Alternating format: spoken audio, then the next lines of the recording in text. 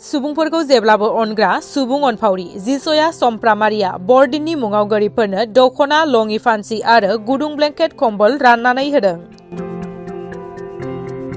December January दानानो बोसोरनि गुसुसिन दान। बे दानावनो सि गुदुं गैजायै गोरिब सुबुंफोरा गोजांनायजों जुजिनानै दुखु खस्थ सहायना थानांनो गोनां जायो। नाथाय बेबादि गोरिबफोरनि दुखु खस्थखौ नायनानै सहायना थानो हायाखै सासे सुबुङा। बेनो जाबाय अरायबो सुबुं अनफावरि जिसया समफ्रामारि। बिथाङा सिगां समफोराव गोरिबफोरनो रांखान्थि मुवा बेसाद अनसुंथाइ होनाय बायदि दिनैबो बिथाङा बरदिननि रायजो राजाफोरनो हामलायथि बावहरनायनि मुङाव जि गैजायै गोरिब सुबुंफोरनो दखना लङि फान्सि आरो गुदुं ब्लेंकेट खम्बल राननानै होयो आरो साफ्रोमखौबो गावनिख्रुइ देरसिनफोरखौ सनमान लायो। बिथाङा खौरांगिरिफोरनो फोरमायनाय बादिब्ला अरायबो बेबादिनो गोरिब सुबुंफोरजों थाबाय थागोन आरो गोरिबफोरखौ अनबाय थागोन होनना बुंथियो। गिबियाव आं नैबे चेनेलखौ नायगिरि रायजो राजा आइ आफा बिदा फंबाय गासैखौबो आं आंनि गोसो गोरबोनिफ्राय आंनि अननाय आरो सिबिनायखौ जासिग्रोनाय जाबाय। नैथियाव आं बेखौनो बुंनो नागिरदों दे दानि बे जानो गोनां 2022 ख्रिस्टमास दा हरनि 12टानि उननिफ्राय जों ख्रिस्टमास फालिसिगोन। बे फालिनायाव जों गोबां अनेक मानसिफ्रा दिनै गोबां रंजानायजों जानायजों लोंनायजों खुसि जों बयबो खालामनो लुबैयो। दिनै जाय मानसिफ्रा दुखुथिया हावरिया गाननो थाखाय बा जानो थाखाय माबा मोनसे बिथांमोनाव गोबां उसुबिदा आङो खोनानानै नुनानै दिनै बे आंनि फिसा जि आंनिफ्राय जि दान होदों बे दान होनाया आंनि थाखाय जथेस्थ' नङा। मानो होननानै बुङोब्ला दिनै गोबां दुखुथिया मानसिफ्रा गावसोरनि गोसोआव बेसेबां दुखु जायो गावसोरसो मिथियो। नाथाय दिनै जोङो गोबां एसे एनै थाखा फैसा गोनां बा धोनि मानसिफ्रा माबायदि लेभेलाव जायो आरो गैयि मानसिफ्रा माबायदि अबस्थायाव थायोब्ला माबायदि जायो बेखौ जों मिथिया। अब्लाबो दिनै आंबो गोदोनिफ्रायनो बेबायदि अबस्थायाव जाबोनानै दिनै बेफोरबायदि जौगाथायावदि आं जाफैबाय। दिनै आंबो गोबां दुखुथिया हावरिया आरो गोबां खस्थ'आव गोग्लैनाय मानसिफोरखौ आं सहाय होलांगोन आरो होबाय थागोन होननानै आं दिनै बे प्रग्रामखौ खालामनाय जादों। आरो बे दिनैल' नङा, बियो बोसोरे बोसोरे जालांबाय थागोन आरो रायजो राजा आइ आफा बिदा फंबाय गासैबो नुबाय थागोन। आंनि उद्देश्यआ बेनो जे जि बे बुस्थुखौ आं दिनै होदों बे बुस्थुआ सोरखौबा लाजि फोनांनाय एबा माबा राजनितिकनि थाखाय नङा। दुखुथिया हावरिफ्राबो जाहाथे रंजा खुसियै गाननानै जोमनानै बयबो बोसोराव खनसे इसोरखौ सिबिनायाव जाहाथे जों बयबो खौसे जानानै ज' जाहाथे जोङो इसोरखौ सिबिलांनो हायो बेखौ साननानै दिनै आं बे जि खम्बल आरो दखना आरो आदिबासिफोरनो थाखाय फान्सि आरो खम्बल गांसे दिनै आं बेखौ होबाय। बेखौ आं गावनि दुग्गानाय गोसोजों नङा, गोसो खुसियै बे बुस्थुखौ होदों। मानो होननानै बुङोब्ला दिनै जोङो ख्रिस्टियान हिसाबै जोङो माखासे खोथाफोरखौ जों गोसोखांब्ला बुङोब्ला जों बुंनांगौ जायो। मानो होननानै बुङोब्ला उसुं खाथिनि मानसिखौ गावखौ बायदि अन, गाननो गैयि मानसिखौ गाननो हो आरो जानो गैयिखौ जानो हो होननाय बे बाथ्राखौ दिनै आं गोसोखांबाय थायो। आरो आं मावफेराखैमोन, दिनै आं दिनै बे खामानिखौ आं सुरुवात खालामनाय जाबाय आरो बेखौ बोसोरे बोसोरे आङो मावलांबाय थागोन। आरो दिनै आङो जोंनि मादैमोन, आयंमोन, बाजैमोन, आनैमोन गासैनिफ्रायबो दिनै आं आसिरबाद आरो बोर लानानै बिनिफ्राय बांसिन आं खामानिखौ मावलांगोन होननानै आं जुजिलांगोन। बेयो आंनि मोनसे गोसोनि साननाय आरो बे आंनि खामानि मावनायाव गोबां आंनि लोगोफोर दिनै आंजों दङ। बिथांमोना बिराद खस्थ' खालामो। बिथांमोना दिनै आं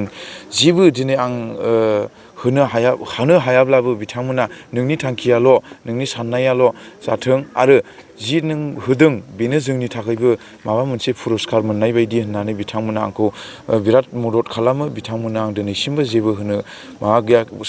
बिथांमोना आंल' नङा, बिथांमोनाबो आङो हानायखिनिखौ सहाय होलांफाबावो आरो धन्यबाद होबावबाय बिथांमोना जाय चेनेलखौ नायगोन बिथांमोना जाहाथे आंनि माबा मोनसे बुंनायफ्राव गोरोन्थिफोर जायोब्ला जाहाथे बिथांमोना निमाहा होयो आरो सोरबाफोर बायदिया जुदि गोसो गुदुं दङब्ला जाहाथे उननि समायफ्राव जाहाथे बिथांमोनाबो बेबायदिनो खामानि मावलाङो बेखौ आं खावलायनो थाबाय रायजो राजानिसिम। क्रिसमासनि समाव इसोरनाव बोर बिनो आरो रंजानो मा मेसेज हरनो सानो रायजो राजानिसिम?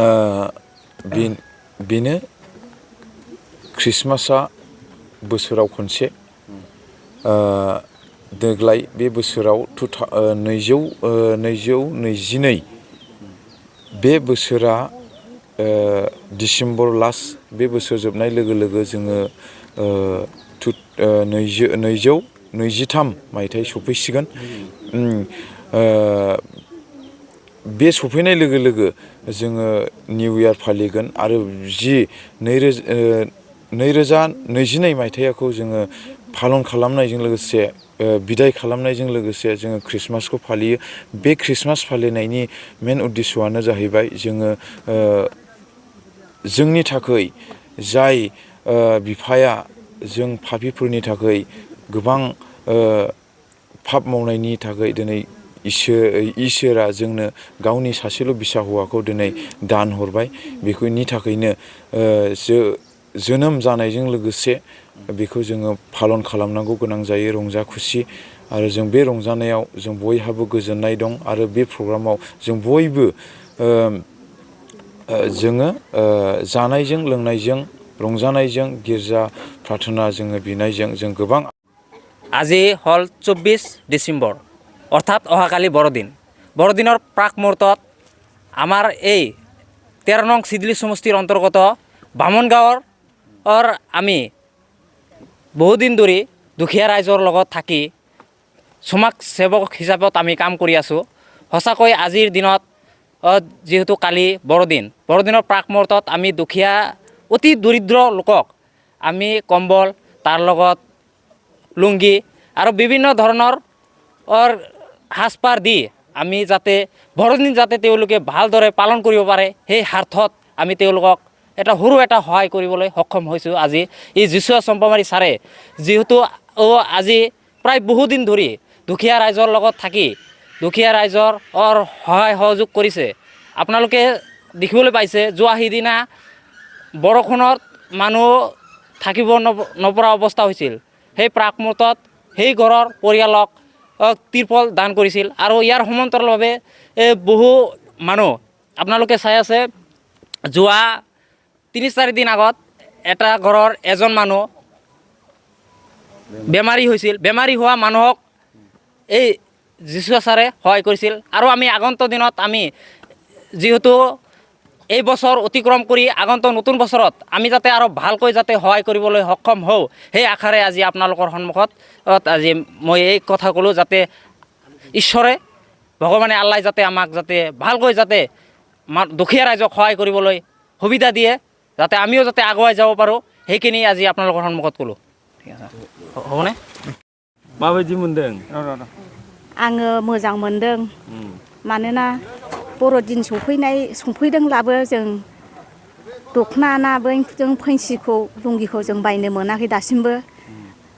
ओमफ्राय आङो बिराद खुसि मोनदों जों मोननायखाय गाननोबो मोनगोन आरो दा बर'दिनावहाय आराम गाननानै मोसानायसै रंजानायसै ओंखायनो जिसालखौ आङो बिराद धन्यबाद होबाय आरो देनांफोर आरो बेनिफ्राय आरो साबसिन जाबावोबा हामगौ आरो आङो बेखौनो बुंनो गोसो जादों आरो। नोंसोर बुरजाथार ना? औ साबैसेसो जागोन नोंसोर? जोंनो बुरजाथार जोंनि ओरैनिफ्रायनो 9 जन फैदों ओमफ्राय हरैनिफ्राय 15 जन दां। औ बुरजाथार आरो फैबावगोन जाहैदों। मा मोनखो? दखना ओमफ्राय औ दखनाबो खम्बलबो मोनबाय। औ सारा बिदिनो गोबां सहाय होयोना? ओमफ्राय लुंगि फोनसिबो मोनबाय। नोंसिनि ड्रेसनि? औ जोंनि ड्रेसनि ओंखायनो बिराद मोजां मोनदों आङो बायनोनो हायाखै जेराव दिनै बेयावहाय बोरैबा इसोरनि अननाय बायदि जों बेयाव मोनफैबाय खबर होबाय ओमफ्राय सफैनो मोनबायबो आरो साहाबो मोनलोंबाय बिस्कुटबो मोनजाबाय खननै गाहाम ओंखायनो आं बिराद खुसि मोनदों आरो लोगोफ्राबो खुसि जादों। औ Ale tehin Jisu babuy hoho kawak lia Christmas nyutum te ar adi kusi ar raska ar dhainobad adi raska le keu keda jemon ongkage ar tayomak din kore sariya kami kore ar ongkage tayom daram jatele hohaye ar tehin adi dir do bañ rod da niya ko rod kate ge mucet keda haise kapor komol paise aro lungi panci horte kombol le nyam kida ar lungi panci le nyam kida adi kusi aras kele ikeu kida niya koror kate ge mucet kida haise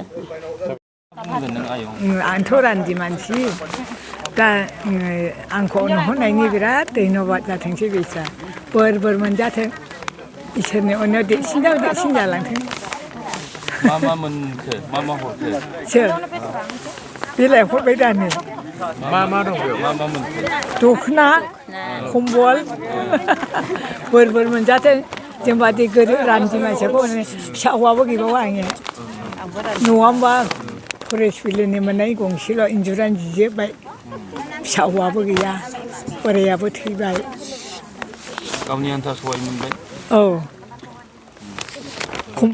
아저씨 마분이 사는 जोङो जिसुखौ धन्यबाद होयो माने ख्रिस्टमासनि समायावहाय जोंहाथ' निरुफाय जादोंमोन जेबो गैयामोन जोंनो अनसुंथाइ होनायनि थाखाय जों जोंनि बिसानि समान बे जिसुखौ धन्यबाद होयो